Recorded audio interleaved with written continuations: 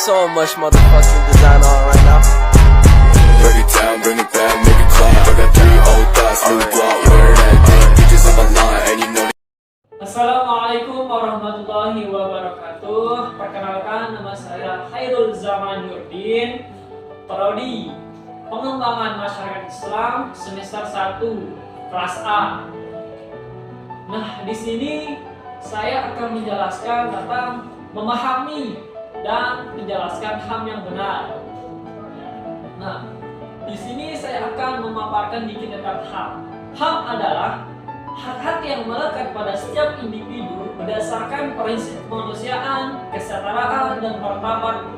HAM meliputi hak-hak sipil, politik, ekonomi, sosial, budaya, dan lingkungan hidup. Hak-hak ini dianggap universal, tidak dapat dicabut atau dilanggar, dan berlaku untuk semua individu tanpa diskriminasi. HAM bertujuan untuk melindungi individu dari penyalahgunaan kekuasaan oleh negara atau pihak lain dan memberikan kesempatan untuk hidup secara layak dan bebas.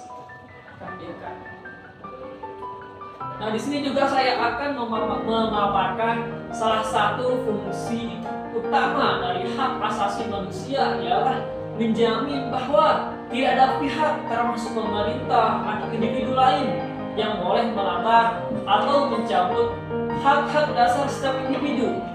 HAM bertujuan untuk memastikan bahwa setiap orang memiliki kebebasan, perlindungan, dan hak-hak yang diakui secara universal, dan bahwa tidak ada yang bertindak dengan sewenang-wenang merampas hak tersebut. Dengan demikian, HAM berperan sebagai pagar pertahanan terhadap penyalahgunaan kekuasaan dan melindungi martabat manusia.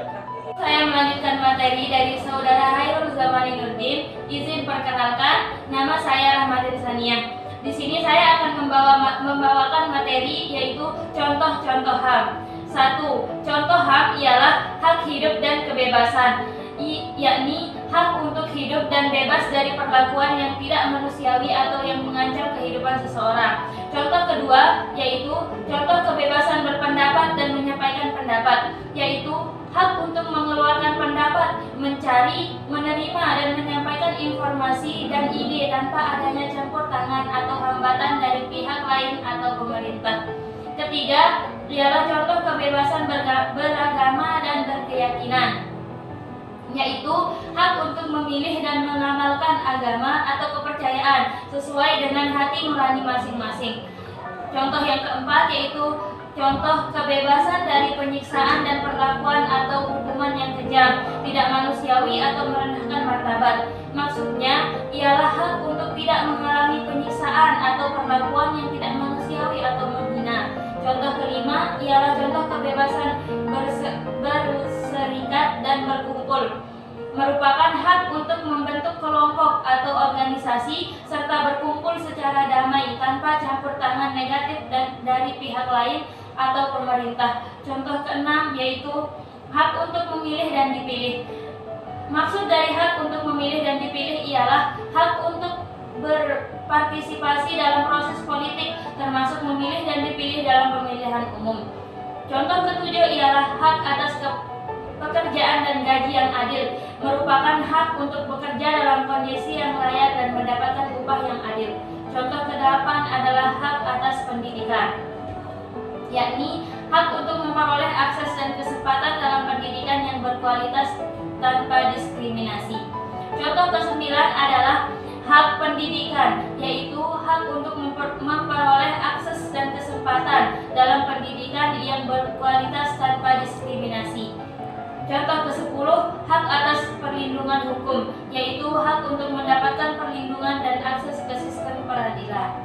Jadi saya di sini akan melanjutkan pemaparan materi dari saudari Saniah. Sebelumnya saya perkenalkan diri saya.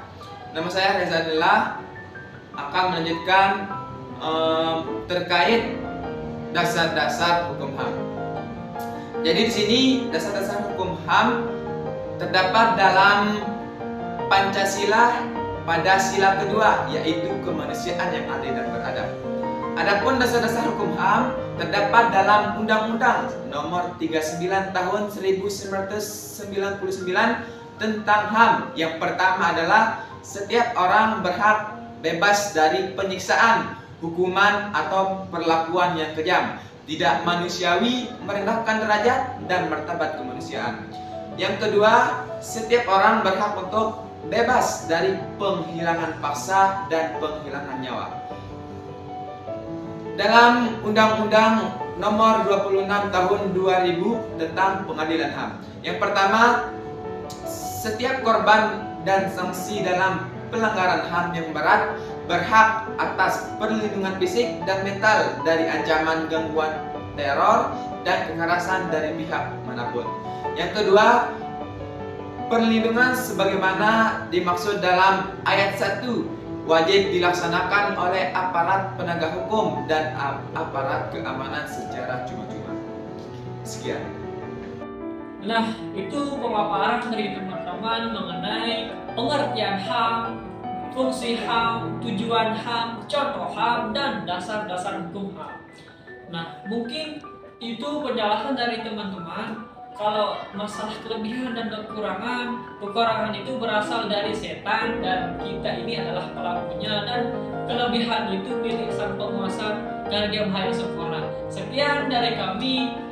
Assalamualaikum warahmatullahi wabarakatuh.